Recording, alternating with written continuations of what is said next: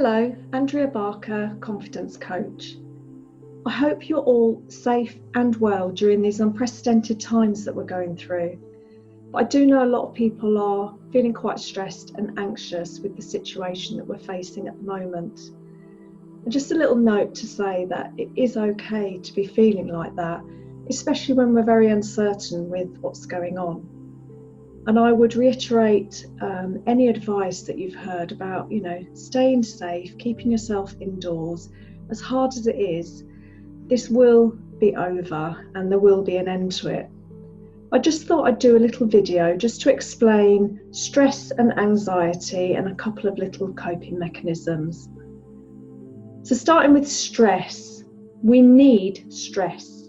If we didn't have any stress, we'd literally all be sloths. Nothing would get done. So stress actually propels us into action. What we don't want though is to be overwhelmed by stress, because if we have too much stress and for a prolonged time, we can start to feel quite unwell.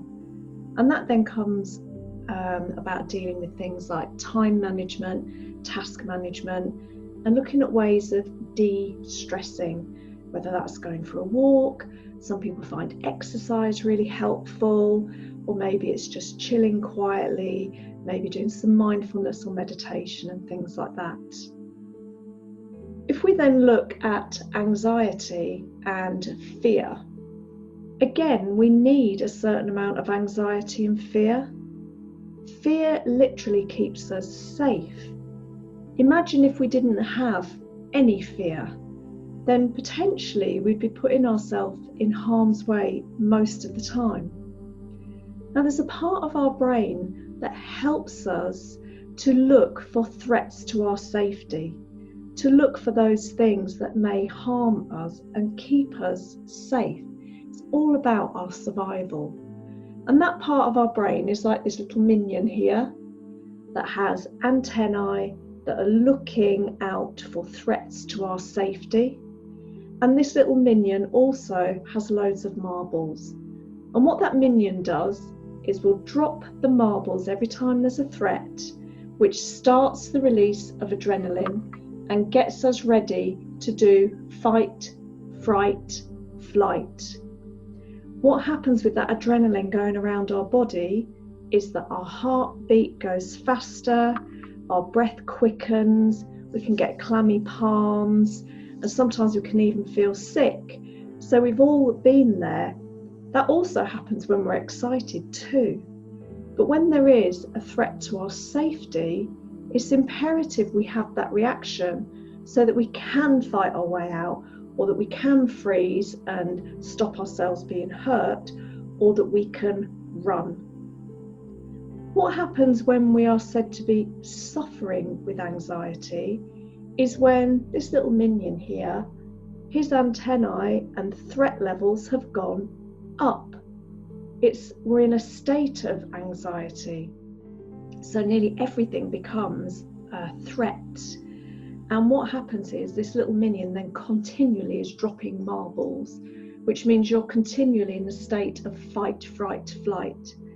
And there's nowhere for that adrenaline to go, especially if that fear or the anxiety is something that we can't do anything about. And it can be what we call a perceived fear, or real anxiety about all the what ifs, things that may happen. So we haven't got anywhere to go with it, and so you can feel perpetually anxious. So similar to dealing with stress, we need to then look at ways of dealing with anxiety to bring those anxiety levels down. At the moment, with all what's going on at the moment, it's best to just focus on those things that you definitely can control. Another thing is try and give yourself a proper routine throughout the day. It doesn't have to be strict, but have a routine for getting up, for having your meals, for doing your exercise. Make sure you're getting enough sleep and hydration. Also for anxiety, the same as with stress.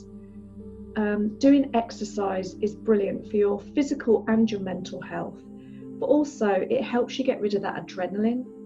So whether it's just doing exercises in the chair, going up and down the stairs, going out for your daily walk or a run or gardening, whatever it is that can help bring your stress levels and anxiety levels down and give you an outlet for the adrenaline.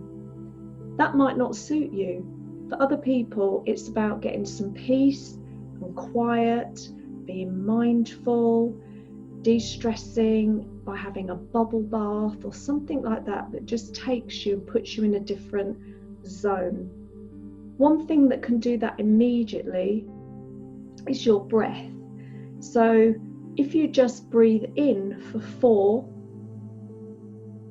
hold for 3, breathe out for 4, and just do that 2 or 3 times, that helps recenter you and bring you back to the now. And then, especially with anxiety and fear, ask yourself, is there anything I can do in this moment? Are any of my thoughts helping me in this moment?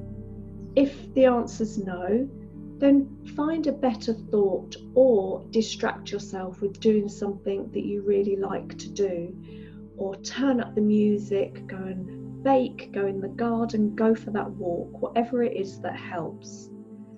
One more thing that can really help with anxiety, especially if you feel that it's kind of going off the scale, and I use a scale.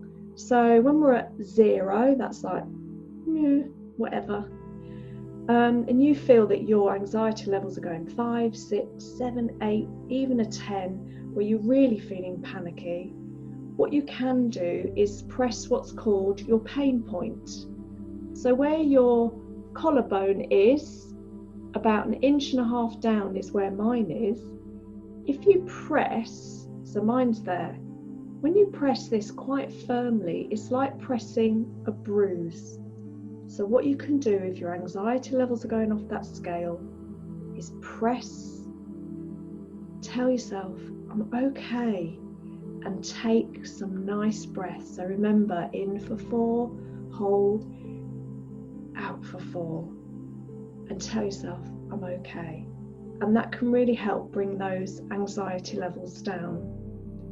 I really hope this little short video helps you. If you want anything else, please do get in touch with me, and please all stay safe, and thank you for listening.